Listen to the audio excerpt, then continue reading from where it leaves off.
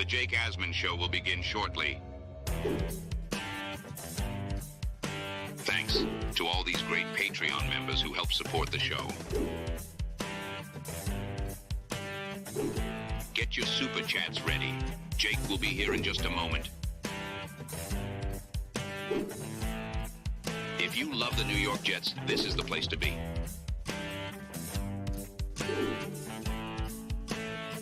And now, the Jake Asman Show. Another Jet OTA is in the books. Today's practice, not open for the media. You had to be a season ticket holder to be there. Luckily, we got someone joining us that was there to break it all down. It's the Jake Asman Show on a Football Friday. Let's hit it and get it started. Man, our Jets are primed for a historic season.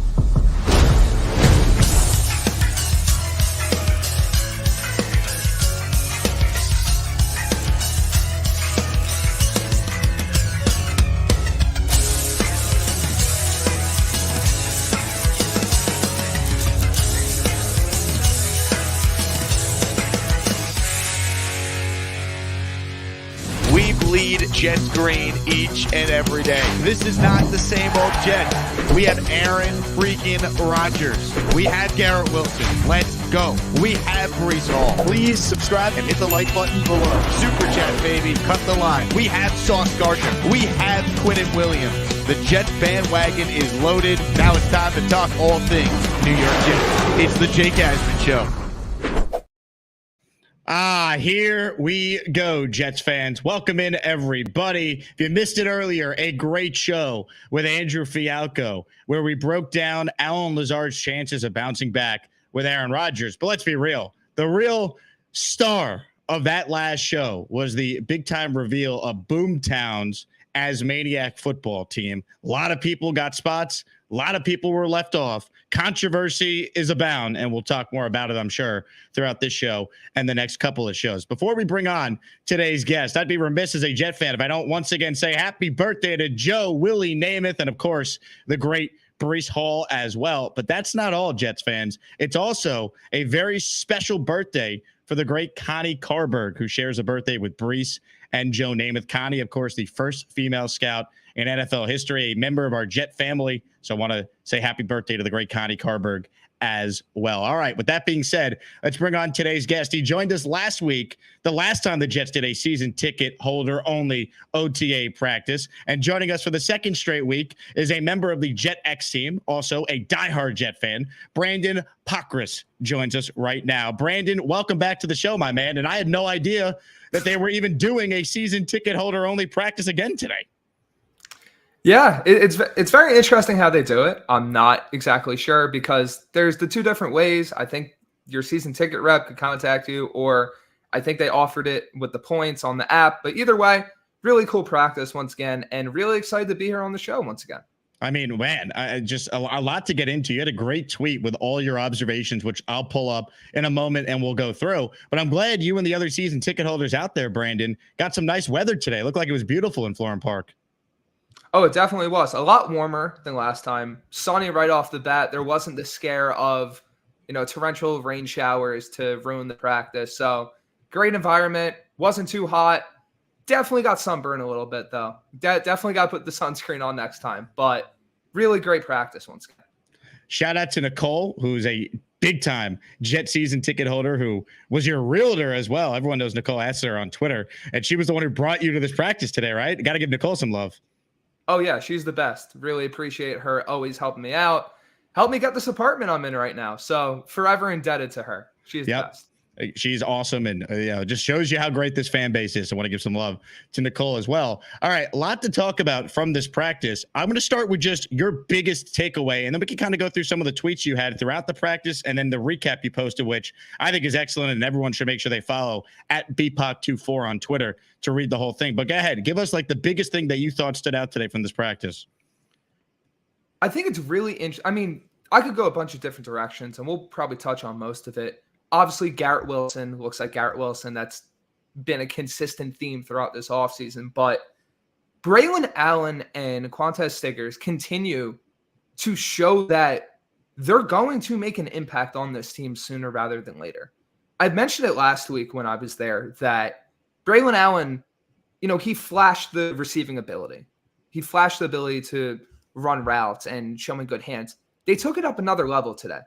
Multiple times, Allen's getting the ball in stride and breaking off big gains where you're looking at him as a player as in terms of physique and what you would assume. Yeah, he's a downhill runner, but he's a very smooth operator in the passing game. He's catching the ball. He's getting the ball and turning right upfield. It's not this clunky, oh, I have to look it in and then I have to turn. It's all in one motion. It's what you want out of a receiving back.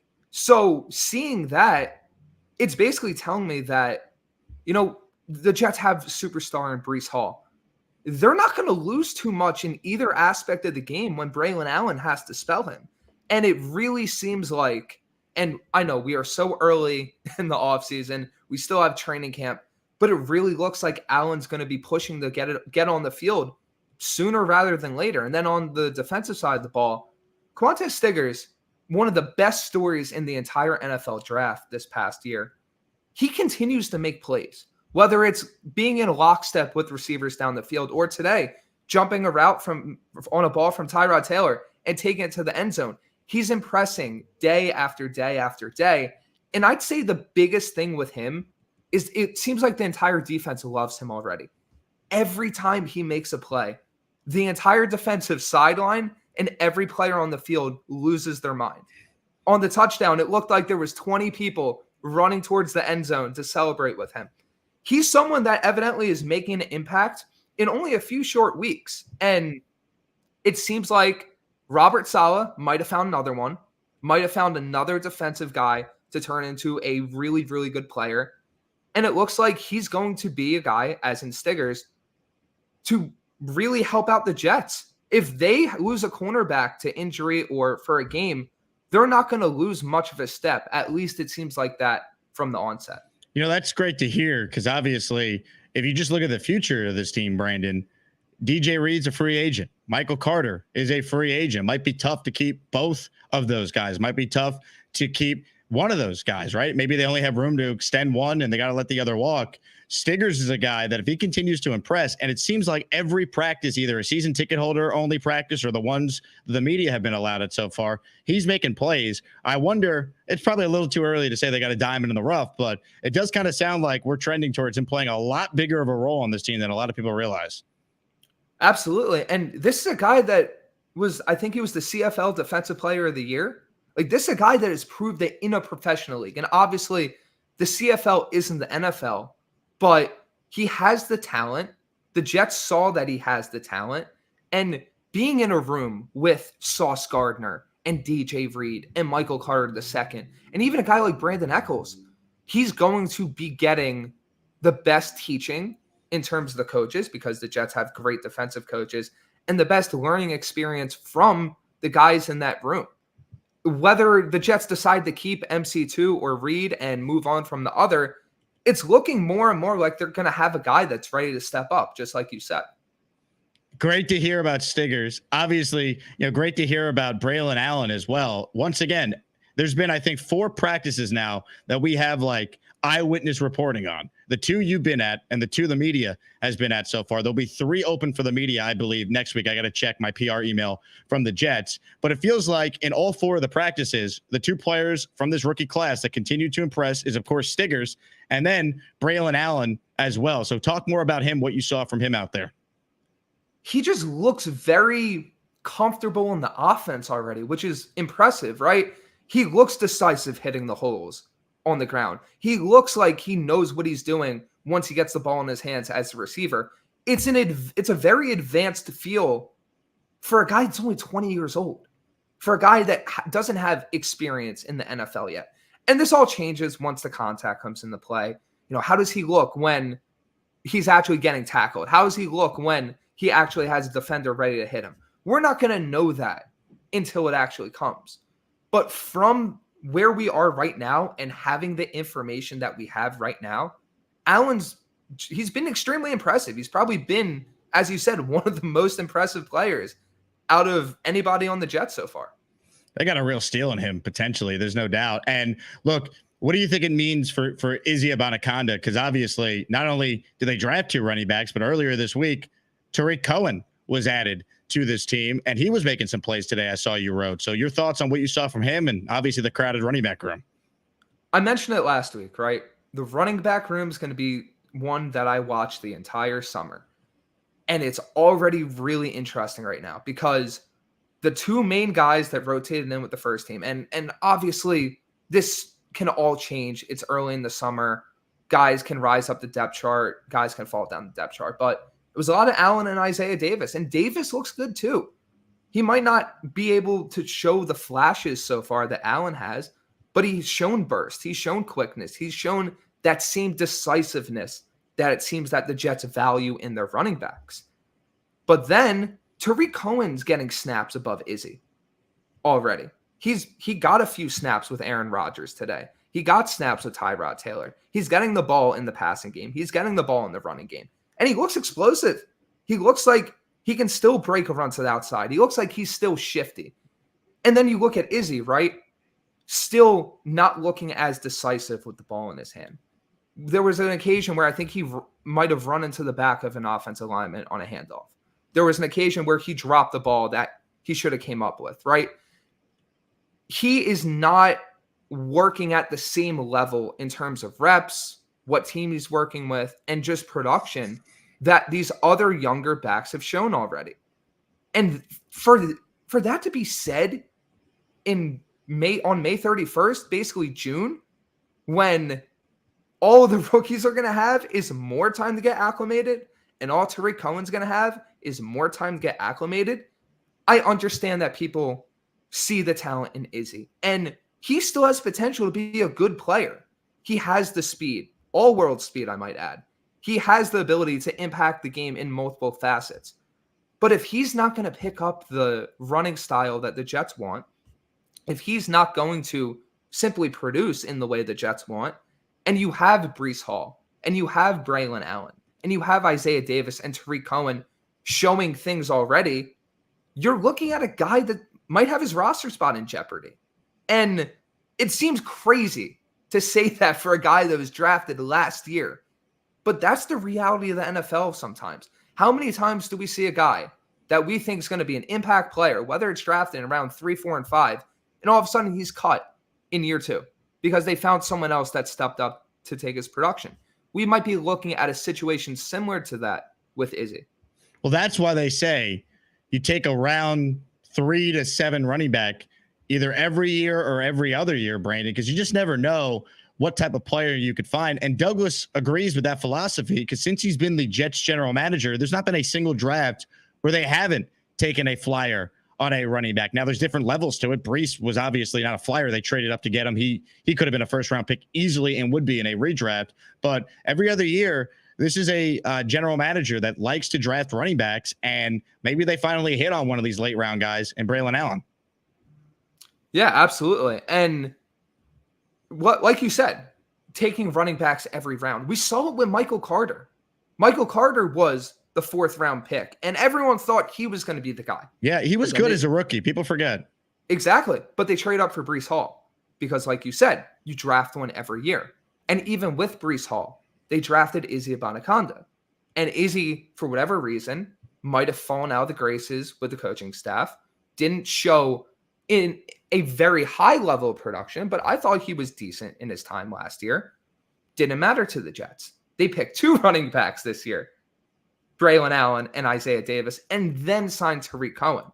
And it's important to remember, too, that these return rules offer more ways for guys to produce, but it also opens up more competition. Izzy, he returned kicks for Pitt. He was actually very good at it. But now you have Xavier Gibson, and now you have a guy like Cohen that can challenge in that regard, too. So it seems like, especially in the running back room, and we can look at other positions too with this, but specifically running back, that competition is going to be the most intense. And unfortunately, it seems like Izzy is the guy most behind the 8 ball, at least in this point of the summer. Yeah, and I'm already seeing the comments from the negative Jet fans. No surprise, Curly wrote this. So what you're saying is Joe D whiffed on another running back in the late rounds. It's a late round pick. It's a dart throw. And also, Izzy was a 5th-round pick. I'm seeing some say he's a 4th-round pick. He was a 5th-rounder. That's a huge, huge difference, man. Like, this is a good problem to have. I think I saw a great comment from someone from Weege, who's an awesome Jet fan. He goes, if our biggest problem is we missed on a backup/3rd running back, I'm happy to have that problem. This is a good thing if Izzy falls out of flavor. It is what it is. It's a great story. He's a kid from Brooklyn. We all were excited about the hometown team drafting him last year, but it's a business. And if Braylon Allen is better and Tariq Cohen is now healthy and he proves he could be a weapon for this team, it is what it is. Like, the Jets got to do what's in the best interest of winning games this year. And that's the funny part, right? Because what have we complained about in the past? Those that cover the Jets, those that are Jets fans. Douglas doesn't move on from picks quick enough. He holds on to guys when there's guys that are better and lets them latch on to other teams. Let's look no further than Jason Pinnock. Pinnock was developing into a really good safety, and the Jets let him go because they had confidence in Ashton Davis, and Ashton Davis had higher draft capital than Pinnock. And look, Davis has turned into a good player, but at that point, everybody could see that Pinnock was the better player than Davis. Lo and behold, Pinnock goes to the Giants, and now he's a starting safety. You want the team to always look for the best player regardless of the draft capital. You want them to play the best 22. You want them to play and have on the roster the best 53. If Braylon Allen, Isaiah Davis, and Tariq Cohen are simply better than Izzy Abanikanda, then that's the way it should be. Those are the guys that should be on the roster ahead of him or have a shot to be on the roster ahead of him. And the thing with Izzy, too, is it's not like he was some can't-miss prospect. There's a reason he fell to where he was in the draft. Yes, he has the great speed, the great athleticism, everything that could make him a good NFL running back. But he wasn't a great pass blocker. He wasn't great in between the tackles. So the Jets took the flyer on him to try and develop him. And guess what? It's sports. You miss on picks. The best GMs in the world miss on picks. And I'm not saying that Joe Douglas is perfect. Far from it. But if the worst thing in the world is him missing on a later round running back, I can live with that too. Yeah, 100%. One guy I want to acknowledge, the great Boy Green, is in the audience. He just actually posted a tweet I saw acknowledging the great Nicole Esser, who's your realtor and took you to the practice today. So shout out to Boy Green for his tweet. And he wrote in, Brandon mentioned on X that Izzy could be a trade/cut candidate. I don't feel great about what the return value would be on a 5th-round pick who showed nothing in his rookie year. I mean, probably like a conditional 6th or 7th. Like, it is what it is. Like, you're basically just cutting your losses because you found better players. Yeah, the most I would see for that is maybe a pick swap, or maybe you're trading for a guy at a different position that's going to get cut, kind of a flip like, hey, we know you're getting rid of him. We're getting rid of our guy. Let's just swap because you have a need at this position. We have a need at that position. But you're probably not getting much of a return on investment if you're deciding to move on from Izzy because, yeah, he didn't show much in his rookie year, and you would be moving on from him in his second year. Super chat just came in from Jacob Schuyler, who you and I know well. Shout out to Jacob. He's dropping stacks of cash. $20 with Cohen in the kick return mix and Corley in the new slot. Where does Xavier Gipson fit in the wide receiver room if he's not the permanent kick returner? Also, Stiggers winning Defensive Player of the Year in the CFL is more impressive than college football. All right, let's start with the first part of his super chat first. Brandon, your thoughts? I think Xavier Gipson's going to be more involved with the offense than a lot of people think. Because, look, if they just saw him as one thing, I think he'd just be lining up in the slot. But they've moved him around. He's had some reps on the outside. He's had some reps on the inside. They're doing different things with him before the play. And I think it's really interesting to see that because that's telling me, hey, they see him as more than just a returner. And he was still involved with returning the kicks, and he's competing with Tariq Cohen now. But there's a reason the Jets kept him last year. I think they still really like him. And as I said last week, we saw last week, Aaron Rodgers hit a deep pass to Xavier Gipson. Gipson has the athleticism. He has the ability to get open. It just needs to be refined. And I think as a depth option, right?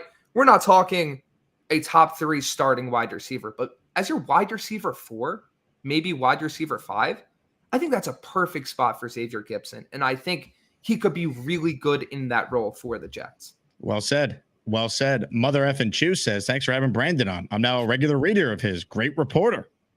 Appreciate it. Thank you very much. I mean, it's no surprise that Brandon works for Jet X. I mean, come on now. I mean, we love Sabo, Nadia, Fialco, Blewett, Ripka. I got the best team covering the Jets. For the fans, by the fans, but objective and fair analysis. There you go. All right. Before we continue with another super chat here, and we will take some calls coming up on the Gusbuster hotline, I have some news I want to share with the audience, with the Asmaniacs. I, for whatever reason, thought I had enough Asmaniacs to be able to add another emoji. But YouTube is so greedy, they're still saying for me to add the 31st emoji for channel members, we need 60 more members. So I want to present the emoji I'm trying to add for the Asmaniacs. It is the great Chiefs fan emoji that Gator made for us. However, I can't add it unless we get more members. So if everyone can consider hitting the join button or turning on gift receipts, if anyone makes it rain between now and the end of the show, we hit the threshold, we will add the Chiefs fan emoji by the end of the show or at some point over the weekend. So there you go. Chiefs fan emoji is ready, but YouTube is being greedy, which is not fun. All right, another super chat came in here. Then I got more questions on Rodgers specifically and Garrett Wilson and more on the offense. Proud NYJ fan. This is our guy, Nick Shine. Perspective. We traded Vilma after a scheme change. Let's not overreact too much to Izzy potentially not being here. Scheme changes, players will too. Yeah, 100%. The Jets have shown this offseason that they want to be more power heavy with the run game. Look at the guys they signed on the offensive line. Look at the running backs they drafted. They want to get downhill in the run game. I vividly remember, and this makes more sense now when you look at their moves, Robert Saleh came out and said he wants Breece Hall attacking more downhill. You know, in the moment, that comment didn't really make any sense because it seemed like Breece was the main guy doing that, but Breece responded, and you saw how he finished the season. He went on an absolute tear, and they have built upon that philosophy with the moves they've made this offseason. And quite frankly, that's not really Izzy's game. Izzy seems like more of an east-west type runner, using his explosiveness to outrun the opposition. I remember his best run from the preseason against the Cleveland Browns. What did he do on it, right? He broke to the outside, he beat everyone to the outside, and got in the end zone. He's more of that type of player and probably will fit in better in a scheme that prioritizes that more. The Jets are still prioritizing the athleticism and the speed, but it's now in a more north-south style than side-to-side, east-west. And the early returns are, you could see it with the contributions they're getting from a guy like Braylon Allen who fits that scheme.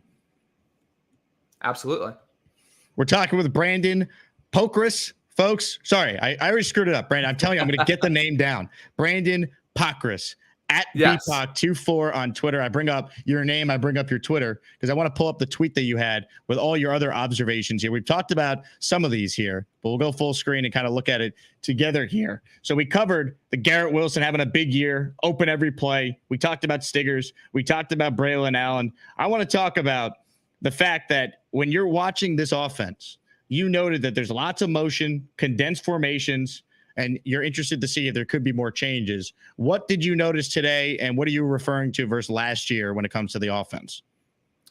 Yeah, so it seemed like at least beginning of the preseason and early part of the season, the Jets were still using some motion, right? But it would be a lot of motion where they would motion on one side of the play, get set, and then snap it. There's still that being involved, but now you're seeing some motion where you're having Garrett Wilson motion through the play, Rodgers is snapping it, and now you're starting to play with that guy in motion, possibly throwing the defense off guard and giving your best wide receiver an even better shot to get open. Saw that with some Xavier Gibson too. And then when it comes to the inline stuff and the condensed formations, a lot of like bunch packages where, you know, you're seeing the ability where essentially the cornerbacks are all condensed and now you can run better routes out of it. And I'm interested to see that because Aaron Rodgers, being the type of quarterback that he is, you know, he's going to make improvements. He's going to want to change certain things up. He's going to want to, you know, see what a defense is doing and find the best way to attack it. And I think him watching the offense last year, he probably has a good understanding of what that personnel is, of what the best type of package is and best type of usage for his players are.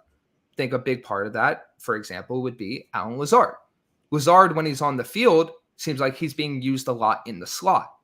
Why is that the case? Some of Lazard's best work has came as a big slot for the Packers when Rodgers was there.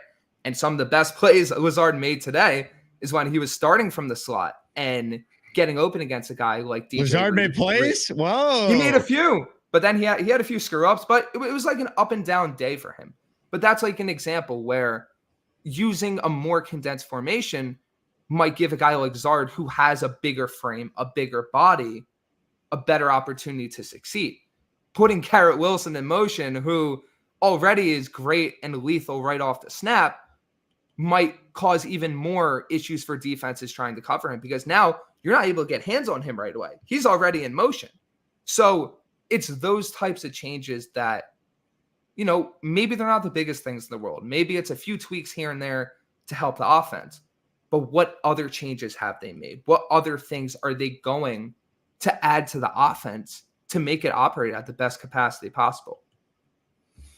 Brandon, we have someone tuned in right now who thought you were Zach Rosenblatt of The Athletic. King of Kings says, I'm definitely too stoned. I thought Jake had Zach Rosenblatt on the show. Here is a live look of what apparently is going on with King of Kings. He's hitting the bong, folks. No other way around it. He's going full Ricky NY on us. Dan, the Jet fan, writes in, Jake's Friday evening shows, easily the best thing since sliced bread. Man, strong praise, Dan. I appreciate that. Comments, questions, super chats. Let's acknowledge what needs to be acknowledged. Lasso nails it. That shirt, Brandon, fire. Thank you. Appreciate it. Where'd you get that? I forget. I love the shirt. It's one of my favorite Jet shirts I've ever gotten, but I honestly forget where I got it. It might have been the lids in American Dream. I think it was the lids in American Dream where I got it. Nice. So, looks great. Thank you. Hit the like button if you like Brandon's shirt. I know I do. My God. All right. The hat I'm wearing, by the way, I just signed a new affiliate deal with Culture Kings. They're a really cool hat brand. So this hat, I get asked about it every time I wear it. You can see it's pinned. It's one of the links with all the Fanatics gear I have. But Culture Kings reached out. This hat is discounted right now, too. It's normally like $50. It's going for like 32, I think I saw. So if you want this hat, you can check it out through Culture Kings. I just linked it down below. All right, more comments, questions, super chats. Also want to plug this. Monday is the deadline. If you're a Patreon user who wants to go to Jets Texans with the rest of the Asmaniacs, we're doing a group buy. Thank you to listener Matthew Volpe. He gets a discounted Jet group rate. So these tickets in the lower bowl normally cost around $150, $160. We're getting them for a projected $135 for Thursday Night Football on Halloween against Stroud and the Texans. So if you want to go, spots are limited. You got to reach out on either Patreon or Discord, and I can add your name to the list. We got to give the Jets an accurate number early next week. So Monday is the deadline if you, in fact, want to join us for Jets Texans coming up on Thursday Night Football in October, to be exact, October 31st. All right, here we go. More of your comments and questions. Take your calls as well. Shout out to all the Jet fans tuned in. Our guy, Petey, was at the season ticket holder practice today. Jake, great work. Saw Brandon at OTAs. Awesome breakdown at practice. Even better in person, or even better person, actually. He's saying you're a good guy, Brandon. I appreciate it. Thank you. I love it. I mean, how many season ticket holders were there? Was it more today because the weather was nice, or was it less? It seemed like a little bit more. Like, I wouldn't say it was like double the amount or anything, but it was definitely more people there because, wasn't the threat of thunderstorms and rainstorms. Jigga Man's watching, the great Jigga. He says, anything on Stiggers? Jigga, rewind to the beginning. We led the show with Stiggers because he apparently was balling today, according to our guy Brandon. All right, let's talk more about Rodgers specifically. Oh, he has this Achilles injury again. Well, you mean he had a blister on his foot, and it wasn't even the same foot that had the Achilles injury? Hilarious to see how pathetic the Dolphin and Bills fans were, jumping for joy that they thought Rodgers got hurt in an OTA. But anyway, I digress. Your thoughts on what you saw from Rodgers today? Was he running full speed given the blister on his foot? Yeah, he looked fine. He didn't look limited. He didn't look like he was limping. And look, this is a 40-year-old dude working back from an Achilles injury. And if you get a blister on your foot, no matter what age you are, that doesn't feel good. Trust me, as someone that has dealt with more than a few blisters on their feet in their sports playing days. Not fun. But in terms of today, Rodgers, typical Rodgers, getting the ball out really quick, hitting all the underneath passes. Wasn't really too many opportunities to find things down the field in terms of plays, but every opportunity he had to hit an open receiver, he did it. The times that he did misfire, such as the Allen Lazard back shoulder, it was the perfect placement. Lazard just didn't turn around while Gardner was step for step with him. The other completions the other throws that didn't go as completions, one of them was he had Garrett Wilson in stride. Sauce made a great play. Sauce is probably the best cornerback in football. That's going to happen from time to time. It was a normal Aaron Rodgers day. It didn't look like, oh, he's lacking the arm strength. He's lacking the touch. He's lacking the feel. He's limping out there. No, it was a normal Aaron Rodgers day. And that's a good thing for Jets fans and people following this team. Captain Jet Sparrow, is that meetup in Texas or New York? The Jets play the Texans in New Jersey at MetLife. They're not going to Houston. I've seen a couple other comments being like, I'll be in Houston. No, you won't. Maybe for a playoff game, Jets Texans at NRG in the playoffs this year, but no one's going to Houston this year.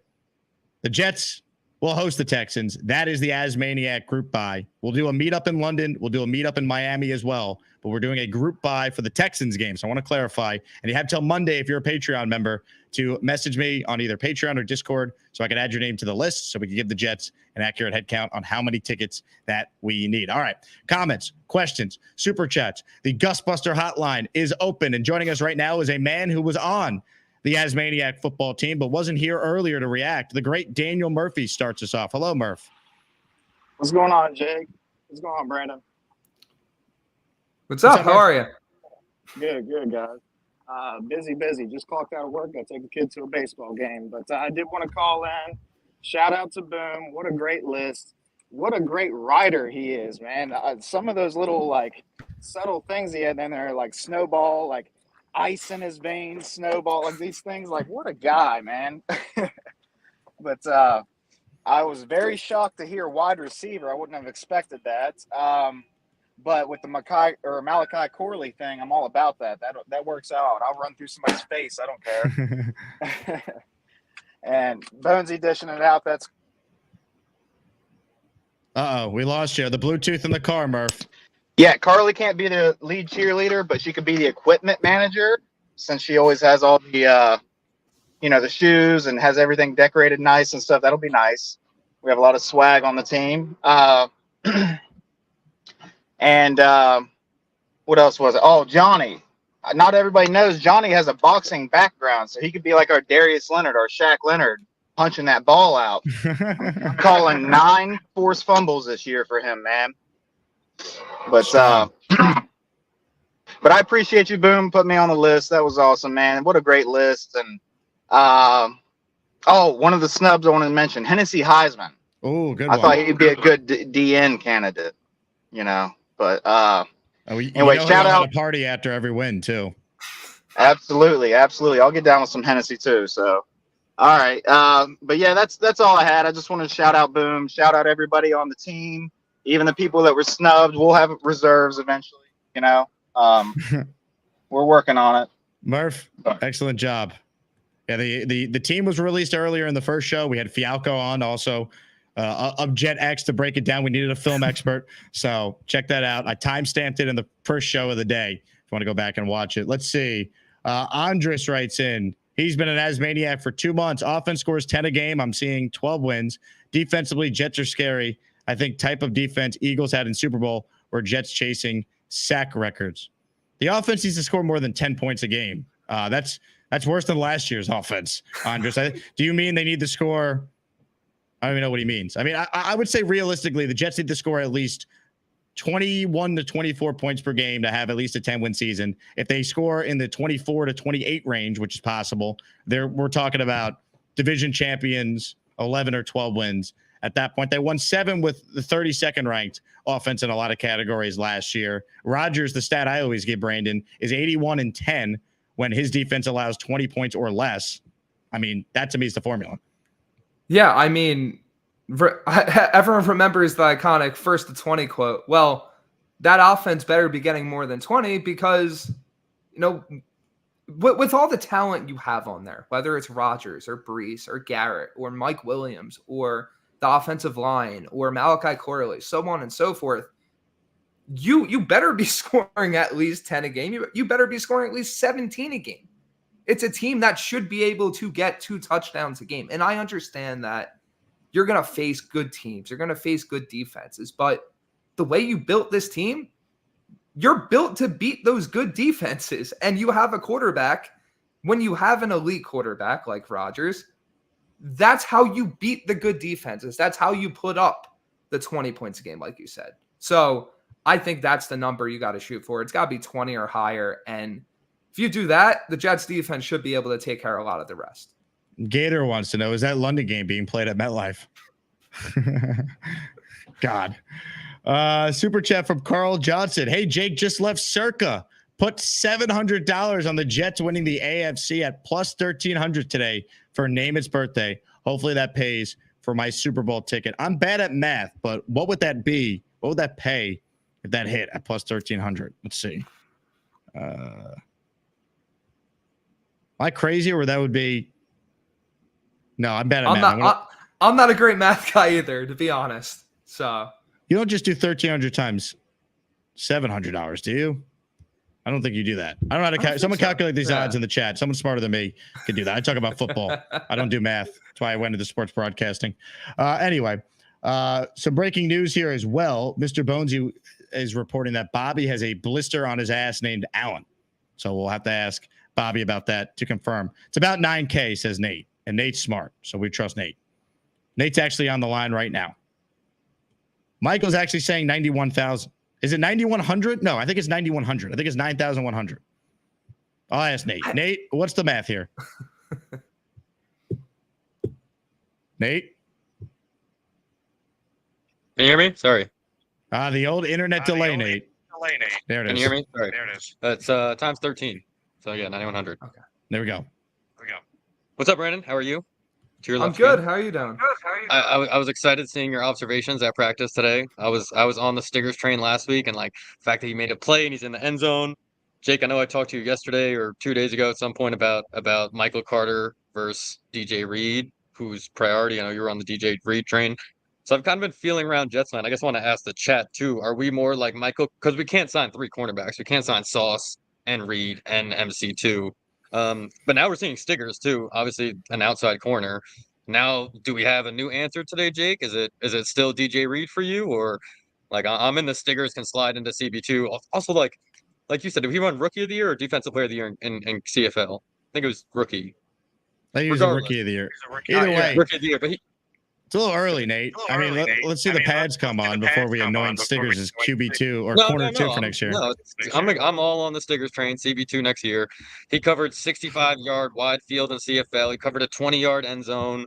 I love his like maturity, that he's got the whole Joe Douglas character, all that. He's a young married man. He seems like, I don't know. I'm all on the Stiggers train. The other point I wanted to ask about Cohen. I'm excited about Cohen if he's obviously healthy and can get back to where he was. Did you ever see him? You said there was lots of motions and whatnot. Did you ever see him split out in terms of like getting into the passing, in terms of just like that Corley thing, just get him the ball and see what he can do in space, or was he strictly in that running back role? No, they definitely did that today in the sense of, I think it was a play or two with Rodgers where it was one of those just quick passes and all of a sudden Cohen was in the open field and making a move. So they are already trying to access that aspect of his game. And that's exciting because when he was with Chicago, that's what Cohen thrived at. And he was really, really good just simply being a weapon in the open field for them. So if the Jets can even tap into, I'd say, 40% of what Cohen was as a player in Chicago, maybe even 50, you're getting a productive asset. And that's yet another thing that opposing defenses will have to contend with. If you're just tuning in, we are, according to YouTube, 60 memberships away from being able to add our 30-second emoji. The Chiefs fan emoji is ready. We just need the members. So if you haven't became an Asmaniac yet, consider hitting the join button on the left-hand side of your screen. or make sure you turn gift receipts on. You never know when someone might pay it forward in the Asmaniac community. All right, this question just came in from Steven NYC. Hey, Jake, Brandon, good job, and thanks for your color. Haven't heard anything about Ruckert. He seems to have a great shot with his blocking skills and our obvious run-first game planning. You think? ? Yeah, I definitely agree. And once again, I think we saw this down the stretch last year where they finally started using Ruckert as that lead blocker that a lot of people were calling for earlier in the year. And it's going to be really interesting to see how they deploy Conklin and Ruckert, who it was on a busted play, might have been a sack, but Rodgers found him down the field for like a 25, 30-yard gain today. It's going to be interesting to see how Yeboah is used, who it seems like Rodgers is finding on a seam route almost every day. Happened again. Fit it in a window where no defender could get it. In fact, 3 tried to deflect it, and Yeboah would have had another 40-plus yard gain. So, like running back, it's going to be really interesting to see how the tight ends are deployed. We all know that Conklin's tight end 1, but is Ruckert going to be their H-back, fullback type where you utilize him doing different stuff out of the backfield? Is Yeboah going to be this situational type tight end player where Rodgers develops a rapport with him, all of a sudden you see it come out of nowhere and Yeboah is catching like 2-3 balls a game. So it's a very interesting structure in terms of their tight end room, but Ruckert has a role. There's a reason they didn't draft Brock Bowers, and one part of it is definitely the fact they need the offensive line depth, but you could also make the argument that another part of it was they like their room already, and liking their room is including Jeremy Ruckert as a big part of it. Did somebody say Brock Bowers, Brandon? Think so. Did somebody say Brock Bowers?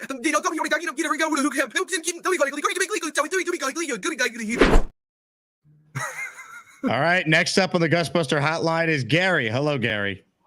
What's up, guys? I had a serious question for Brandon. I talked to you and Andrew about it last week. I just want to see if anything changed. I'm a huge Xavier Gipson fan. Like, I think he's from Dallas. I'm from the area. He's a local guy.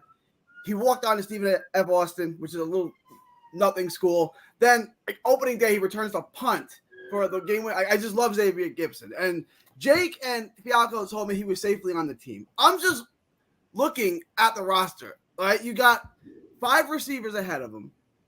You got to keep 4 running backs. Where are you getting 5? Where are you getting 5 receivers ahead of him? I mean, he is Garrett, Mike Williams, Brownlee. Who am I missing? I don't know. Brownlee's ahead of Gibson. Brownlee's. Yeah. It seems like they love Brownlee. You keeping 3 tight ends too? You know what I'm saying? I just feel like you're running out of Brownlee's not ahead of Gibson. You don't think? Not right now. It seems like Gibson's firmly entrenched running with Garrett and the I think it was Lazard today. But you're keeping Lazard too, right? I mean, Lazard's going to be on the team for better or for worse, right? I mean, he's going to be there. So you know what I'm saying? I just feel like if he's ahead of Brownlee, I think he's safe. But that was kind of like my question. If you're keeping Lazard, you're keeping 4 running back. Are you keeping Tree Cohen? Because like now that's your return guy too. And I'm just feeling like, where's the spot here for Gibson? Well, I think what it comes down to is how much do the Jets like him as a receiver? Because it seems like the Jets are trying to get the most out of him in that spot where he's not just this main slot guy. Like, he's lining up on the outside. He's doing different stuff as a player. They're utilizing him heavily. And whereas Gibson, as of now, is currently running with the 1s, Brownlee's strictly running with the 2s. Like, Brownlee has not had a rep with that first team. So I think it just depends what he shows in the preseason. And remember, it's OTAs. It's very early on. Remember that some of the Jets' best rookies weren't even running with the second team when they were drafted. This is a thing that they do. They're building guys up. So it's something to keep an eye on for sure. And that return competition will be interesting to watch, especially with the flashes Cohen is showing already. And how he develops as a wide receiver, that being Gibson, is going to be interesting to watch. But I think there's a very, very good shot that he's on the team because they loved him last year. I think they're going to try and do even more with him this year. And look, at the end of the day, he's a player that if Rodgers is a fan of, and we've seen he'll be on the team. Yeah. Right. Exactly. So my question to you, if they keep 3 tight ends, you think are they going to keep 3 tight ends and the fullback?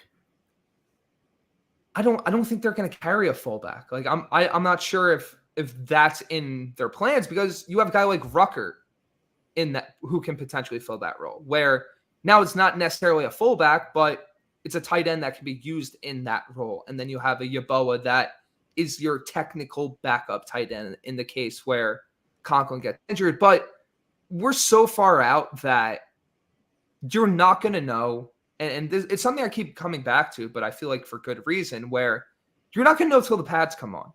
It's so easy to try to make reads on something from OTAs, but the minute the pads go on, guys that look great in OTAs could just completely fall off the map. And guys that weren't showing as much early on in the summer, all of a sudden they've built up, they feel more comfortable, and now they're making flashes. So while you're seeing certain things now, what you see in terms of the real football stuff in August and going forward from there, that's really going to determine what the roster ends up being.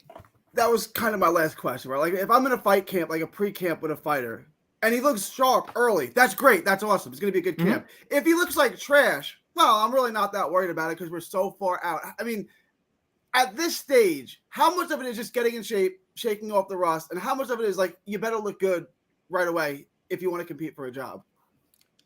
I think it's all nuanced because you have some Gary guys, doesn't right? do nuance. Be careful, Brandon. There's no such thing as nuance with Gary. No, but I think what it comes down to is look at the situation of each player. For a guy that, like a Garrett Wilson, obviously not having that issue. But if Garrett Wilson started slow, no one's going to be like, oh, no, Garrett Wilson's going to have a horrible year. No, it's OTAs. Who cares? But the situation changes when you look at a guy like Izzy Abanikanda. Oh, he's running behind every single running back on the team, and he was drafted last year. Yes, there's a shot that things can change. But because he doesn't have that established level of production, you're looking at it differently. Whose spot would you say is safer? Like I look at Izzy, I see a great athlete. Like, okay, they're gonna make a spot for him. Whose spot do you think is safer, Izzy or Gibson's? Like, if we just run out of spots, who's safer? I think Gibson.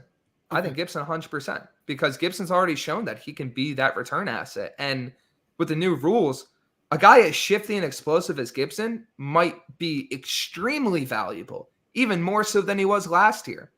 And looking at Izzy, yeah, he did it in college, but he didn't really show that level of special team production in the NFL yet. And he hasn't shown that he's a great fit for the Jets running scheme. So I would definitely lean Gibson. Gary, what are we having for dinner tonight? A little chicken and pasta? We're definitely not having chicken and pasta today. That's I can roll that out. Chicken and pasta, that's canceled. What about gas station pizza? We are not having gas station pizza either. All right, thanks for the time. Chicken doesn't go with pasta. Don't you know it's disgusting? Chicken can't go with pasta. Why? Because of the texture. Instead, go get yourself pizza at the closest Shell gas station, because chicken don't go with pasta. I just discovered dogs are pets. That's actually true. He just discovered that dogs make good pets the other day. I can't with Gary. What are we for Gary? God. Big Will with an interesting question here. He says, what's a better deal, Patreon or Asmaniac? Being gifted an Asmaniac membership's nice, but Patreon has Discord. Both do different things. Asmaniac memberships help support the actual show and this channel. Patreon's great because it allows me to do exclusive meetups and listener events, and the Discord I think is great to connect everyone away from the show. So it's whatever you prefer, Big Will, but you know, whatever you're willing to do means a lot, man. So don't feel any pressure. Boy Green's watching the show. He says, Jake/Brandon, after seeing Gary's cornrows, has that inspired you to adopt that look? Brandon? No, absolutely not.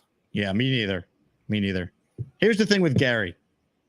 His takes have been brutal. Chicken with pasta is worse than peanut butter with sandwich. Unbelievable. What's everyone having for dinner tonight? Hopefully everyone is having some chicken parm or chicken linguine. Something chicken and pasta. I hope so. All right, more calls right now. Gusbuster Hotline's open. We'll hang out with Brandon for a little while longer. Shout out to everyone tuned in. Hit the like button. Can't do it without the support of everyone who watches the show either live or after the fact. Your calls continue right now. Well, you know I love the Yankees and the Jets, and to read the Super Chats are more than just a hat. Bobby. Hey, Brandon Brains, how you doing? I'm good. How are you doing? Good to see you, Jake. Come on, Gary. That was a good call from Gary. You got to admit that. That was a great call from Gary. Was it? A little stirring the pot with you with the who said Brett Barrows that you started spinning his head. Yeah. Pretty good. I like to stir the pot, Bob. Yeah, you do a little bit. I know. That's my job. It'd be boring if I didn't. On Gary especially, though. Yeah. But, yeah. Gary could take it, right? I mean, he Gary's knows what he signed up for. He was on my channel before. He had Cannoli on. His dog. Cannoli. I love Cannoli.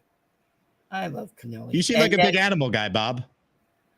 I love animals, Jake. I love animals. You should get a dog. No, I have a cat. I'm not gonna have a dog. My apartment's too small, and you gotta find people when you go. You gotta leave them with people. So cats take care of themselves. So, do you see Discord today with Bonesy's little girl? Did he post something? I haven't checked recently. Yeah, she's in the back seat of the car, and then he goes, "Who you like on the team?" She said, "Bobby." I love it. So Yeah, Bonesy's she's daughter is a Bobby adorable. Midnight fan? Yeah, she likes that. Yeah. And then, Gator came on my show today too. He gave me some points on what to put on my, title. Hey, how haven't you who haven't you had on your show yet, Bob, that you want? I want this guy on my show if he wants to come on my show. Brendan is quite welcome anytime. We just let everybody talk, Brendan. That's what we do. I can't stand typing, Brendan. I'm telling you. Have you come up with a name of the show yet? Well, Gator suggested, this is what Gator suggested after your show, right? This is Jake's post-game, Jake's post-game show or something like that. Yeah. That's kind of what your show is. I feel like you're always on right after the show ends. Well, I told them to come. I stopped my show 5 minutes early so everybody could get to your show. I appreciate it. Yeah. Hey, Brandon, I do like that kid that you brought up, Allen. I think he's good running back. Yeah, he's looked really good already at the start of the summer. And considering the fact that he's so young and the fact that it's a position that you only get better at with reps, I'm really excited to see what he looks like in the continuing months. Where is Izzy from? What college is he from? Pittsburgh. Oh, right. No, I thought Allen was Wisconsin. No, Allen is. Izzy's Pittsburgh, though. Yeah. I could talk to like 3 septics at one time. I'm from New York, so. Jake, what time are you going to be on your radio show tomorrow? I'll give you a call on that.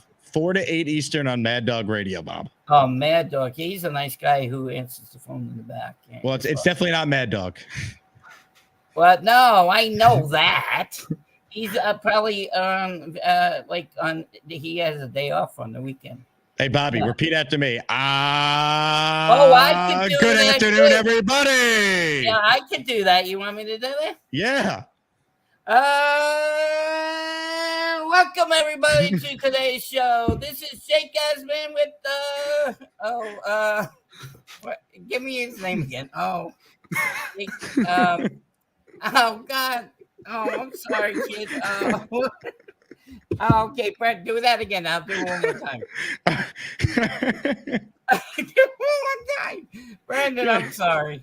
Brandon's brain. It's okay. Okay. Welcome everybody. This is Jake and the Brandon show. Welcome today's afternoon show. We're having a great time. We have so many great calls. Gary, and I have to say one thing too with this. I forgive Alan. He's not a hemorrhoid on my ass anymore. Okay, how was that? Was that good? That was the best I've ever heard it. Great stuff. I do that all the time. I like him. That's why. Okay. You probably have more in the background. Wait, Bobby, what's the name of your cat?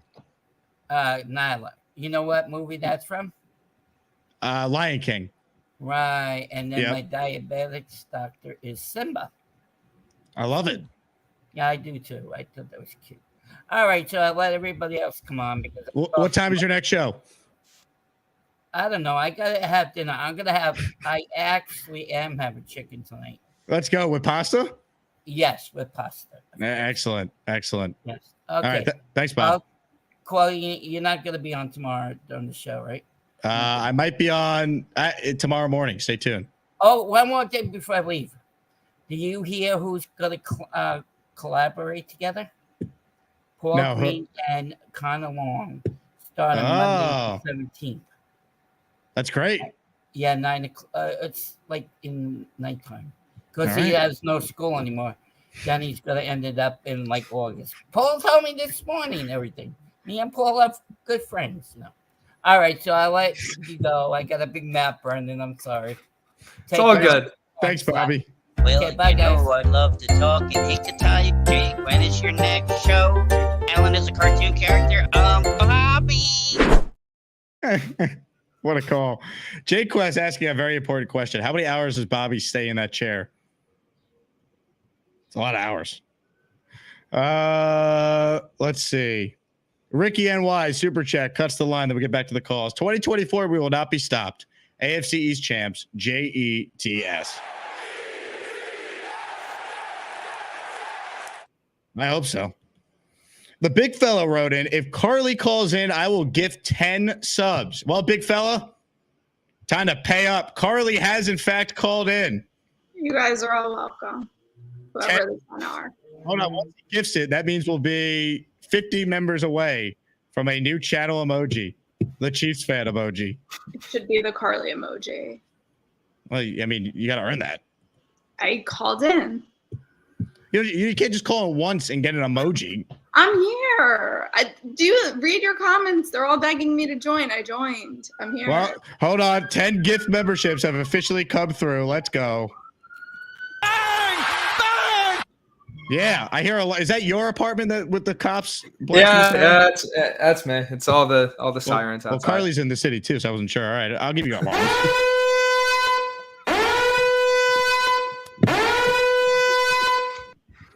All right. Thank you, big fella. Carly, any points you'd like to make? I don't know. The Jets are going 17-0. It doesn't sound like you believe that. I do. I say it in the chat all the time, and you're telling me I'm not positive enough. Well, it just sounds very sarcastic. It doesn't sound genuine. It's not sarcastic. I'm ready. Like, when Neil says the Jets are going 17-0, he actually believes it. I don't get the same belief out of you. I'm ready. Aaron Rodgers is bringing us to the promised land. Once again, I'm not feeling the enthusiasm. Why? I'm very enthusiastic about the Jets. I'm a big Jets fan. Who's your next jersey after the failed Braxton Berrios one? Maybe Jeremy Rucker because he likes the Islanders also. Yeah. I sat next to him at an Islanders game once. Are you nervous about Kenny Yeboah taking away some of his playing time? Yeah, I'm losing sleep over it. I could tell. I am. It's just like really weighing on me. What is your reaction to Michael's daughter's name being Carly? Very green. They're not. They're actually Jets green, whoever it is. Oh. Yeah. What was the question? I missed that. What are your thoughts on Michael having a daughter named also Carly? Well, he's an Islanders fan, so I'm happy for him. Yes. Well, we're all Panthers fans right now. Always. Matthew Tkachuk forever. Yes. All right. Any other questions for Carly here, who calls in on a very rare occasion? Hold on. Someone wants to say hi to you. Are you prepared? I don't know. Am I? Bobby Midnight would like to say hello. Hi, Carly. First time I talked to you, you're a nice lady. Where are you from, New York? What part of New York? I'm from Long Island. Oh, then Jake used to live near that part? Yeah. I'm from Glen Oaks. You know where that is? Yeah. Yeah, that's where I live at Poke. No, I never met you before. I like to say hello to new people. It's so nice to meet you. I'm starstruck. You got to come to my channel and introduce yourself to everybody else. Okay, we'll hang out. Well, I'm an old man. I think you're very young, but you're very pretty too. So. You probably have a boyfriend too, right? I don't have a boyfriend. What? Do you know anyone? What? Do you know anyone you could set me up with? Yeah, what age are you around? Let me see if I'm 28. Oh, you look younger than that. I'm sorry. I get that a lot. I thought you were like 21 when they first called in. That's okay. That's a compliment. I think I got some friends that are looking for girls. Yeah. Okay, Matchmaker, great. Bob. Should we do it on the? Should we do it on the? On the No, air? I gotta call them up to see it. I think they will like Carly. Remember the show iCarly?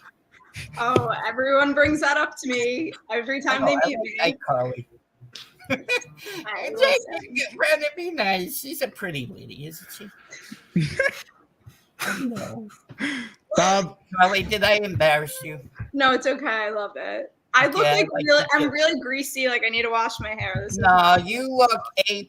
You look 100%. You don't have to change a thing. Oh, thanks, Okay. Bobby. You stay the way you are, okay? Bobby, I heard back in your day you were known as the matchmaker of the friend group. I feel like you could really help Carly. Yeah, I'm gonna try. Yeah. All right. She gave me her age. I got a few friends that are 28. I I'm know them, looking and forward they're to it. single too. They're single too. All right. I Are they trust sports you, fans? Bobby. Yes, of course. But All they're right. not. I think they some are Patriot fans. Ooh, no, we can't do that. That won't No, work. we cannot do that. We cannot. No Patriot fans and no Rangers fans. No Ranger fans either. Okay, I do know like that the cuts Onions. I off. used to. I remember when they went 3 in a row.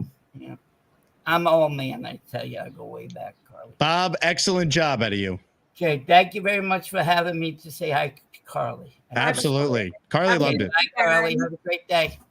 Well, too. you know that Al's a lying crap of crap. You should check out my new hat. The Jets are freaking awesome. Bobby. We're gonna have to update the Bobby intro, which you got to check out my new show because Bobby's just live all hours of the day now.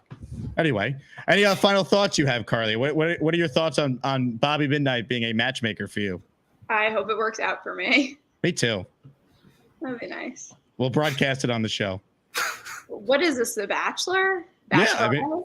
I mean, it's the off season. I mean, we got to come up with content here. We spent the week talking about Gary's disastrous food takes on the show. I mean, those are disastrous. But if you're making content out of me, I better be getting a cut of these super chats and whatever. Anyway, have a wonderful evening. Rude. Goodbye. Brandon, what were your thoughts on matchmaker Bobby Midnight? Lots of them. Probably wouldn't have enough time to get through all of them, but definitely lots of thoughts, I will say. Yeah, we might need to run it up the poll. Would you trust Bobby Midnight to find a man for Carly? I think I would, honestly. I would trust Bobby Midnight with a lot of things.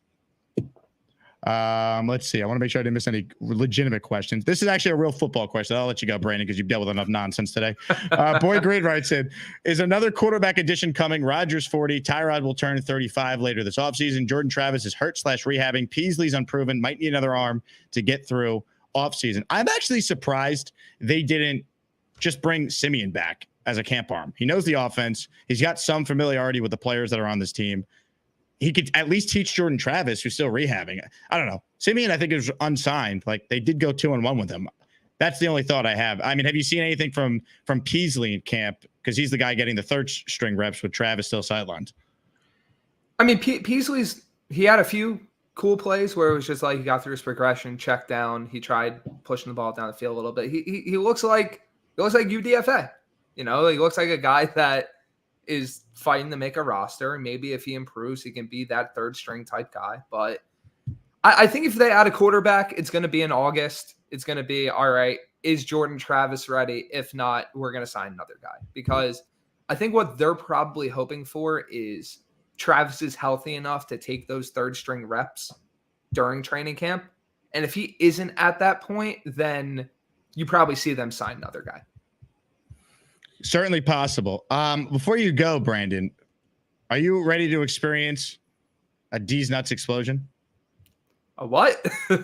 Oh, yeah. Hey, thank you, Mike D's Nuts, for another gifted membership.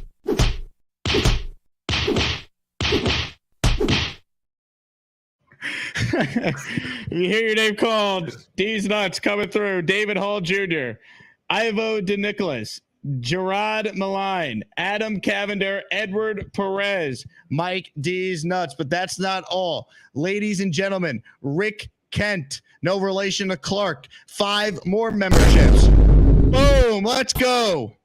Yeah. If you hear your name called, you're an Asmaniac. David Alejandro, Jedi Knight, David Hoyt, Alex, you're a member. Jamar Mason, you're a member. Jamar called for the first time earlier today. He had a great first time call. Boom. All right, so that's 25 members. We are, let's see, we needed 60. We got 25, so we're almost halfway to what we need for the Chiefs fan emoji, which is sick. Mike D's Nuts, again, Brandon. He did it again. Now you know what it's all about. Boom. Hey, thank you, Mike D's Nuts, for another gifted membership.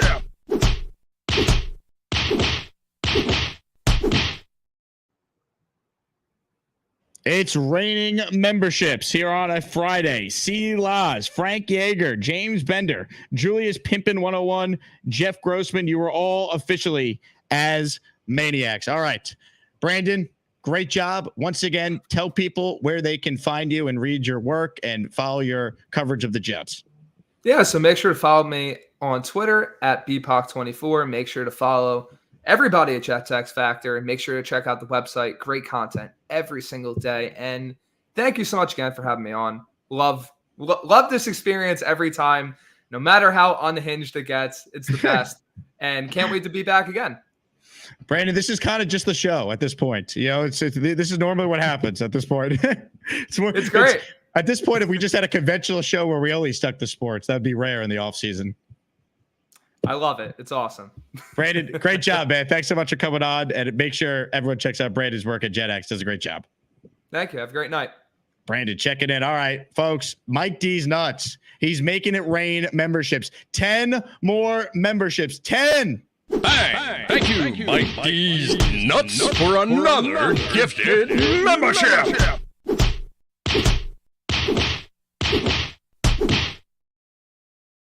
This is unbelievable. My mic is flying everywhere here. Holy crap.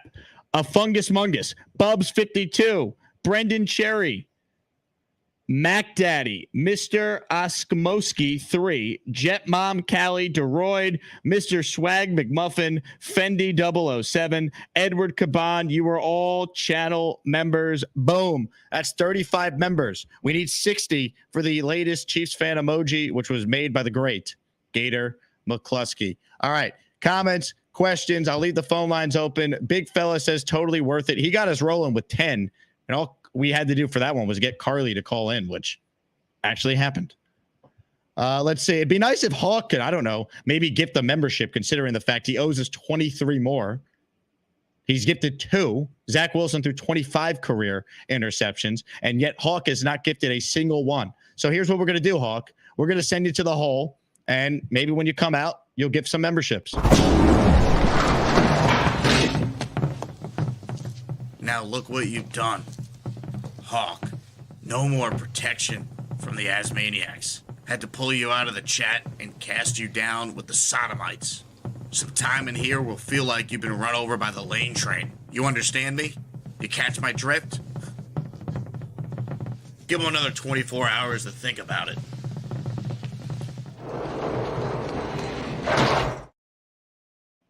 Now, Hawk's lucky because I'm only giving him 10 minutes. That's a warning, Hawk. I'll do that at any time. You'll be protected till the regular season starts once you pay off your debt. You owe this channel for your nonsense. Agreed upon. You agreed to it. 23 memberships. We're going to see it through. Ladies and gentlemen, Mike D's Nuts again. 5 more memberships. Hey, thank you, Mike D's Nuts, for another gifted membership.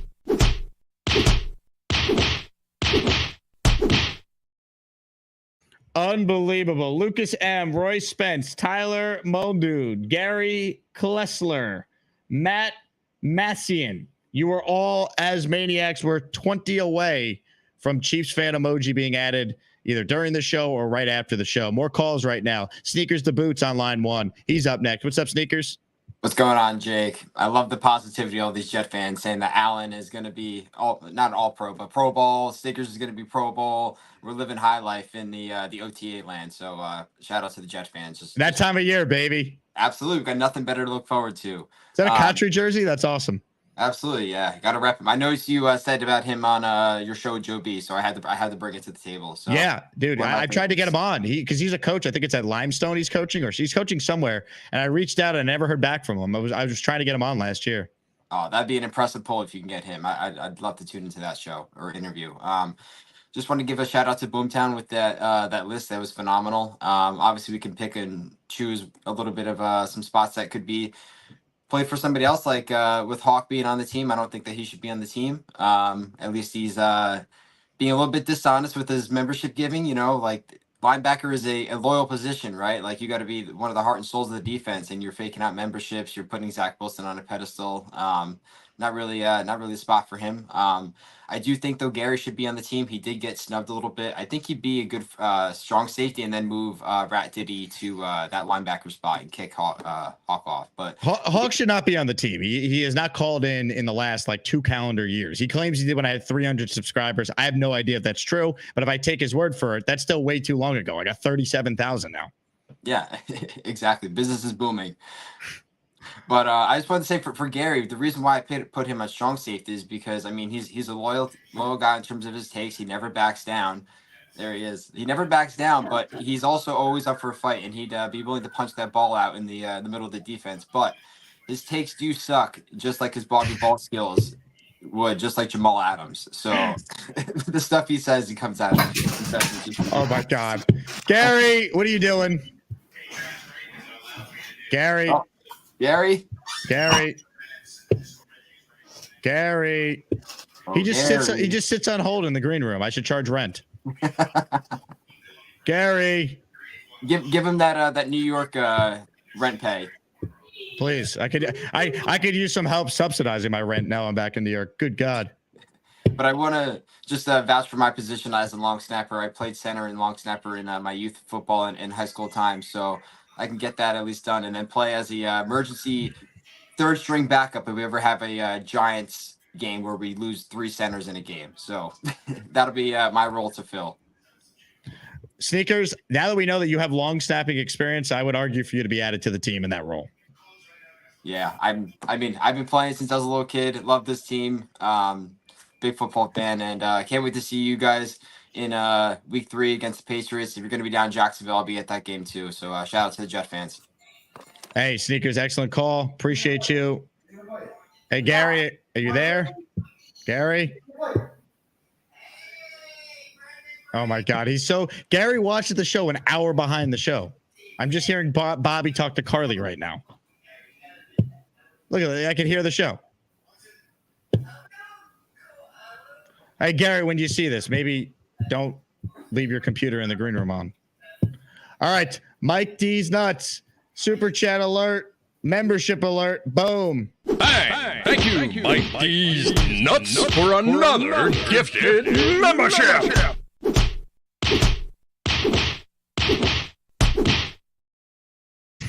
Mitt Flair. Shane Tuttle. Oh, wow. Randy Martinez. Disturbed 1 Nick B. You were all as maniacs. We're 15 memberships away from 60, and that means the grand reveal of the Chiefs fan emoji. Be fitting if Chiefs fan was on the line. He called earlier. Ladies and gentlemen, joining us right now is someone who got the membership parade rolling earlier. He gifted 50 in the first show. He gifted another 10 in this show. He's one of the greats to ever do it. The big fella joins us now. What's up, big fella? All I got to say is, chat, you're welcome. Anyway, I wanted to say I think Gibson is on the bubble for this team. I really do. I think they view Brownlee as a higher ceiling than Gibson. I think they think he has more tools except for the return factor, which they signed Tariq Cohen. So I don't know. I just think that is I think that's where they're leaning, to be honest. What do you think? I think Gibson's making the team. I think he's their starting slot until Corley takes the job, and then they're going to need a backup slot. And I think Gibson could fill that role. And I think Rodgers has good chemistry with him from everything I heard. So I think he's on this team, big fella. I do. Okay. All right. And also with this team, I think Boomtown should be on the team. I mean, he made the team, right? Well, he's kind of the GM, I guess. All right. I see. Okay. Yeah, it wasn't a GM listed, but I just assume he's the GM if he put the team together. Okay, because I was thinking Allen was the GM. But we needed more positions. We could do backups. We could add a long snapper. We could add a practice squad as well. There's ways to get more Asmaniacs on this team. Yeah. Well, Boomtown, I want to say thank you. Jake, I want to say thank you. It's an honor, my friends. So, bro, the honor is mine. And let me tell you, I can't wait to crack this open when the Jets win the AFC East this year. Hell yeah, man. I got it right here. Ready to roll. I got my moonshine downstairs. We're going to be cracking it open together, bro. Let's go. Let's go. And one more thing. Taylon Burks, stop talking shit about Bobby. All right? Enough of this crap. All right? Bobby's a legend on this show. We don't need the negativity. All right? Shut the hell up and move on. That's it. Yeah. Taylon Burks, bit of a douche, if I could weigh in on that one. Bit of a douche. Yeah. So, anyway, Jake, have a great show. Big fella, I appreciate you, man. It's been a great show, and big fella helps make it better. Folks, 15 members away. I'll stay on until we get 60 at this point. I mean, come on now. I'm also excited to announce we have another guest confirmed tomorrow at 10 a.m. Eastern. Ladies and gentlemen, joining us for the first time since last season is Michael Nadia of JetsXFactor.com. Haven't had Nadia on in a while. Looking forward to getting his thoughts on the Jets, and we'll talk about a whole lot more. Hit the like button if you're tuned in. Only 174 likes. There's 260 watching live. The math is not mathing, as they say. Also, reminder, SiriusXM has a free subscriber. Let me rephrase. You don't need to be a Sirius subscriber right now to listen to Sirius for free. They have a special going until June 3rd, meaning you could hear my show tomorrow from 4 to 8 Eastern on Mad Dog Sports Radio, Channel 82, and download the Sirius app and listen for free, or in your car if you have Sirius. So if you're not a Sirius subscriber, now's your chance to still hear the show tomorrow for free. Looking forward to that. All right. Comments, questions, super chats will in fact cut the line. How about our guy, Nate, Nate, gifting 5 channel memberships. Boom. Let's go, Nate. We are 10 away. Who's going to step up and get us to 60? Barbara Lomo, Nicholas Rocca, Joe's Mel, CR, Boba Jet Pedro. You are all Asmaniacs. Congratulations. Boom. Folks, we're 10 away from greatness.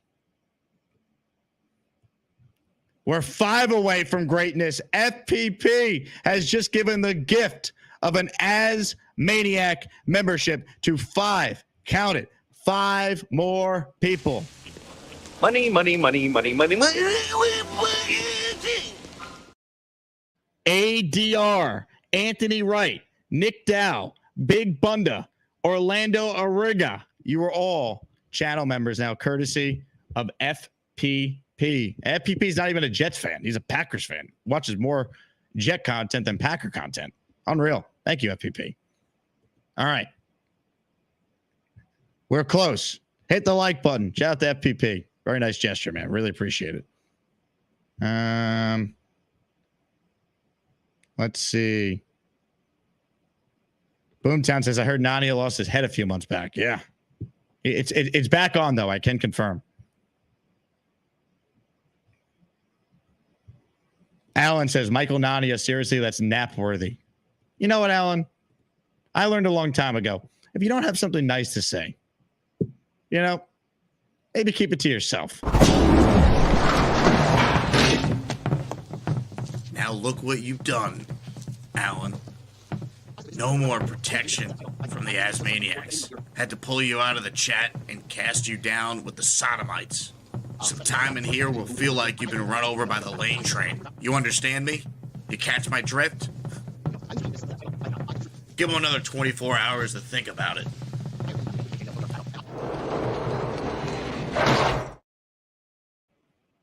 Man, that felt good. The only thing I'll agree with Alan is the Panthers and how we're mutually rooting for them right now. That's about it. D's Nuts says, to the hole, Alan. Amen. Oscar the Grouch. Jake, has Gary ever had a great take? You know, he actually has called my radio shows and has not been brutal. I would have to go back and listen. His one last week where he still brought up Bowers, though, and I had to argue with him on Mad Dog. I was like, really, Gary? Hawk, who just got out of the hole because I only gave him a 10-minute sentence. I left a turd in the corner you can't see. Sorry, Alan. Very nice of you.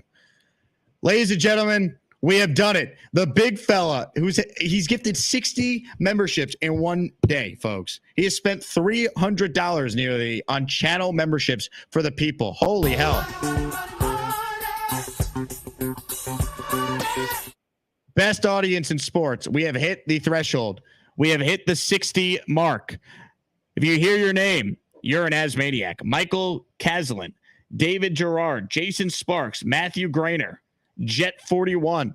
Boom. You are all Asmaniacs. Let me add the Asmaniac emoji right now and see if we can actually use it during the show so the people that are watching live can enjoy it, enjoy the payoff of what we built here. Hold on. Let me see if I can add it right now. Give me a second. Shout out to the big fella. Everyone who gifted a membership. D's Nuts, Rick Ken, FPP, Nate. Amazing, amazing gesture. Let's see. It hasn't registered the last 35. It says we need 35 more. Let me refresh my YouTube page here, see if it went through. Hold on. Unreal. Big fella coming through for the people today. He gifted 50 on the first show. That's a $250 purchase. Then he gifted 10 when Carly called in. That's a $50 purchase. And then another 5. That's a $25 purchase. That's $275 spent for the Asmaniac community. Unbelievable. Let's see if we can add this emoji. I think we might be able to, please. Yes. Stand by. Here we go. It's coming, folks. Boom. For those curious, 200 more members needed for emoji 33. But the Chiefs fan emoji is live. It is live and available. Unreal. As good as it gets right there. All right. More calls right now. BMAC on line 1. Hello, BMAC. Hey, Jake. Alan to the hole you go, asshole. All right. First of all, Boomtown, man, I'm a little bit offended. I mean, why you didn't get me on the squad, man? You could have had me as a wide receiver. You know, I used to play wide receiver in Pee Wee football. You know what I mean? Could have me at least as a wide receiving coach. You know what I mean? A lot of people think that I kind of look like a wide receiver because I'm tall. You know, I am thin, but I think I have to bulk up a little bit. Wide receivers are more like bulked up a little bit. It depends on what height and size. Yeah, man. But thank God Allen didn't make the team because he didn't deserve it. And Gary, I don't know, man. Gary got snubbed a little bit. I think Gary should have got on the team, man. Gary just did the job that spot, so I feel bad for him. But other than that, man, shout out to the Jake Ass Maniacs out there. You know what I mean? I gotta get my membership too and get in the crew. But B-Mac, hold on. I'm gonna stop you because I have a surprise for you. You made the team. I did. Yes, you're on the team. I thought you were kidding at first. Oh, I didn't know that. You're on the team. You're listed at wide receiver right there on the screen. Oh, I did. Oh, okay. Okay. Yeah. B-Mac, the man has started every one of Rodgers' throws, studied every one of Rodgers' throws, each of his wide receivers, because Spider-Man routes countless times. The man studies film and he studies highlights and he studies the play. But all right, yeah, okay. And he has hatred. He has for his dictators, JJ and Allen. He will be in line for a minimum 1,600 yard season. He is a true downhill threat. Okay. All right, Boomtown. That's what I'm talking about. Thank you, Boomtown. All right, yeah. All right. There you go. You're on the team. So makes sense. And there's one thing I do want to add you that yesterday on Speak, they was talking about Rodgers and B-Mac, I love you. I can't do it. I don't care what Joy Taylor or any of them say about Rodgers. It's the same predictable. So I don't have it in me today. I love you. I can't do it. Let me guess. They think Rodgers stinks, or they don't like him, or it's the Jets. Ha ha. It's that show every day. I can't do it. I can't do it. I appreciate it, though. Ladies and gentlemen, the Chiefs fan emoji is live. I'm seeing people use it. That's awesome. All right, maybe our last call here. I was hoping Chiefs fan would call in, but he's not on the line. But Dre Day is. What's up, Dre Day? Jake. Yeah. What's going on, man? You tell me. Hey, man. Look at this 6-foot wingspan, man. I'm in here lifting boxes by the bundle, man. How I didn't make the team, man? Man, you got to take it up with our general manager, Boomtown. Oh, Boomtown, come on, buddy. I'm in here working out, doing my push-ups, getting right. I thought I was going to make the team, man. I think you should be on the team as well. The problem is we only have so many spots. Boomtown's in a tough situation, but hey, there's backups, there's practice squad, there's more opportunities, I think, coming. Well, hey, I'm coming for Hulk spot. Hulk should not be on the team. I think we I'm all can coming for agree. a spot. I'm going to come here and lift some more boxes. I'm coming for your spot, Hulk. You out of here. Yeah, look, I think that was a miscalculation by Boomtown, but other than that, I think he did a really good job overall. It was a great job, man. Hell of a job, and I don't know what your boy Mike D's nuts got going on over there, but Jesus Christ, bro. I want to grow up and be Mike D's nuts. All right, Jake, take it easy. Let me get. Matter of fact, got a few more minutes. I get off at 6 o'clock, so let me get ready to get up out of here. JETS. Jets. Mike, keep up the good work, brother. I love it. Dre Day, excellent call. Yeah, I mean, we got to expand the roster. Boomtown saying, I see an expanded roster coming. A lot of people want in on the team. Will Hawk make the team if the rosters are expanded? That's the question.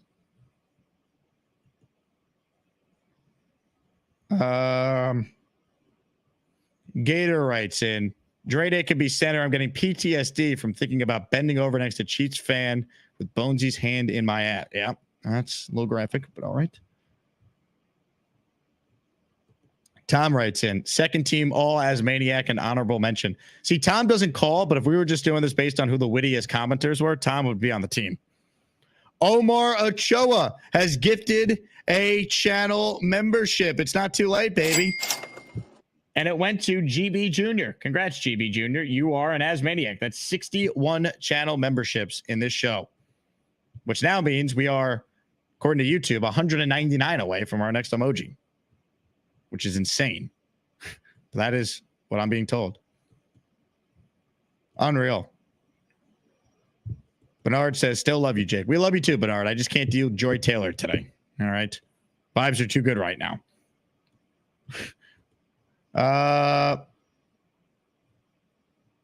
Plumpy boy, who's going to be our Manish Mehta? Alan did say he used to be a writer. Maybe he could be our beat reporter. Is he going to stalk Boomtown's kid at a Little League game? Boomtown, do you have a kid? And does he play Little League? Dano with a super chat. Dre Day for third down running back. Boomtown only lost executive of the year because JD. I like that. I think Boomtown did a great job. Nate says Allen is Manish. I think it's a perfect comp. I love it. Let's see. I think we got everything covered. Tremendous. Hit the like button if you haven't yet. It goes without saying. Also, if you tuned in late, Monday, deadline to let me know if you're on Patreon or Discord. If you want to go to Jets Texans with your fellow Asmaniacs, we got a lot of people coming. It's going to be a blast. We'll tailgate in L5 beforehand. We'll do a lot of fun things for that game on Thursday Night Football on 10/31. So be on the lookout for that. Lasso says McGregor or Chandler. I mean, I like Connor, but he's out partying like a couple weeks from this fight. Like, I think Chandler's going to win. I don't know. I'm going to Poirier versus Makhachev tomorrow night, though, in Newark, Lasso. So I'll probably bet Poirier because I interviewed him and I like him. But I think Makhachev is rightfully the favorite. So we'll see. Anyone else going to UFC tomorrow? If you are, let me know. Aaron Rodgers will be in the building. Will I finally get to meet him? We'll find out. Let's see. I think we're done. Zachary says, are you wearing a costume on Halloween? Yeah, I'm going to be a disgruntled Jets fan. Hopefully I'm an optimistic Jet fan. Wouldn't that be nice? That'll be my Halloween costume. Maybe I'll dress up as Bobby Midnight. I don't know. Tremendous.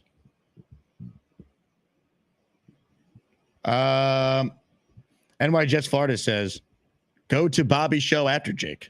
Is Bobby already live right now? Speaking of Bobby, if you're still out there, you want to see the new intro Gator made for you? I was going to save it for the next time you called in, but you know what? It's Friday. Let's end with a Bobby Midnight moment. So, Bobby, if you call in the next 30 seconds, I got a new intro I'll debut for those watching live right now. Ryan says, love the UFC content lately, Jake. It's amazing stuff. Thanks, Ryan. Appreciate that. UFC's always been good to me, man. They'll give me Dana anytime I ask for them. They'll give me fighters. They're awesome.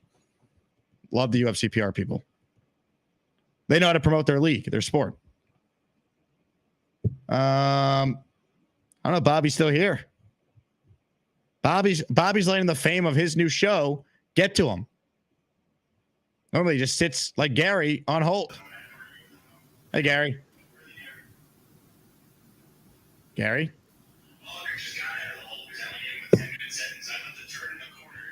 How delayed is Gary watching these shows, man? That's why he never knows what the hell's going on. That's why he's never prepared when we go to him. Yep. Gary. I'm sure Gary's at a gas station eating pizza right now. All right. Well, you know what?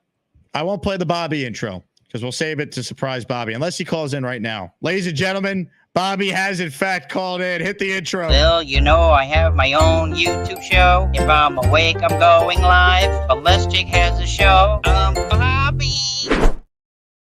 Bobby. That's a great one. That was a great one. Yes. Thank you, Gator. Did you hear what Gator asked you? Asked you to say? Is Bobby prepping up for the pregame show after the game? Are you going live right after this, Bob? Well, what's his name asked me for trivia show tonight? What you call it? Jets Florida. I don't know. So that he asked me if I'm going to do a trivia because they know what's going on late at night. I think it goes on at 10. All right. Well, if you're live, I'll do my best to tune in. All right. Yeah. Oh, you got to come in? If I have a moment, I could try and pop in. Oh yeah, that'd be fine. That would be awesome. Yeah. Absolutely. Hopefully Mr. Bones could come on too. Yeah. And Alan's invited. And Carly. I'm glad that you finally drew Hawk in that hole. Thank God. Yeah. I think you should do this as a benefit ever. Who cares if he's the first one in here? Has he done anything since? No. No. He puts down everybody. He never shuts up. He likes to type and chat. I cannot stand those people. See, that's why I don't like typing in chat. Because I got a big mouth and I say as it is. And I just don't like people typing. And what was that guy's name? What's his name? Big fella said, thank you, big fella, for sticking up for me. What was that guy's name? Oh, he's an idiot. I can't stand that guy. Taylon Burks, not a fan. Yeah, Taylon Burks, go. Oh, no, I'm not saying that word. Go blow that your ass, okay? That's all I have to say for you. Yep. Yeah, that's what you're a hemorrhoid on my ass. I'm telling you right now.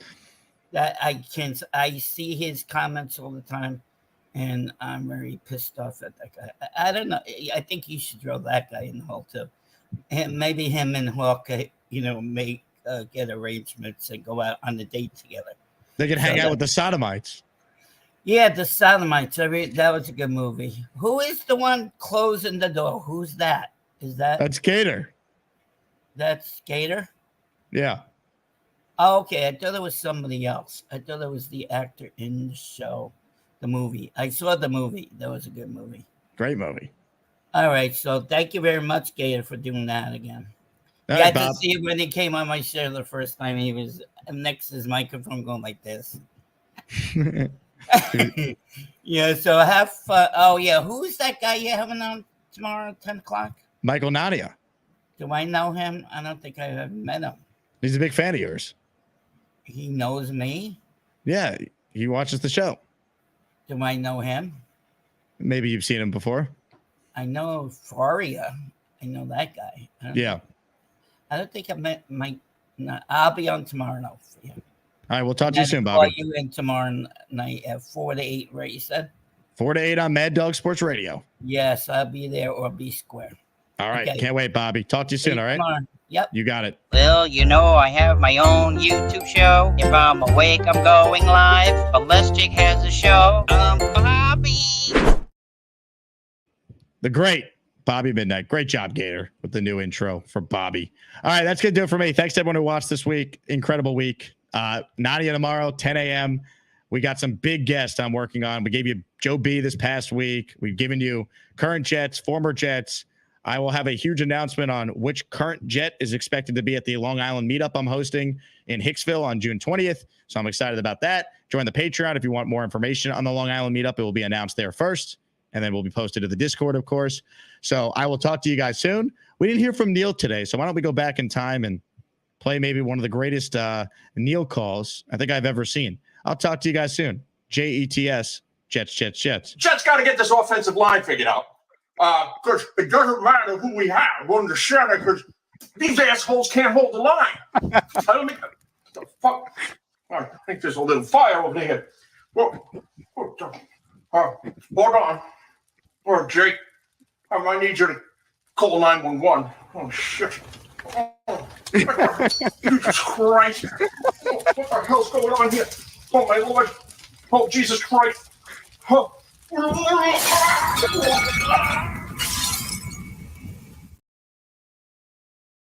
I hate this team. I hate them. I hate them! Here it is. Little Victor Cruz dance. Oh, Victor! Woo! We're doing a little salsa, baby. Yeah!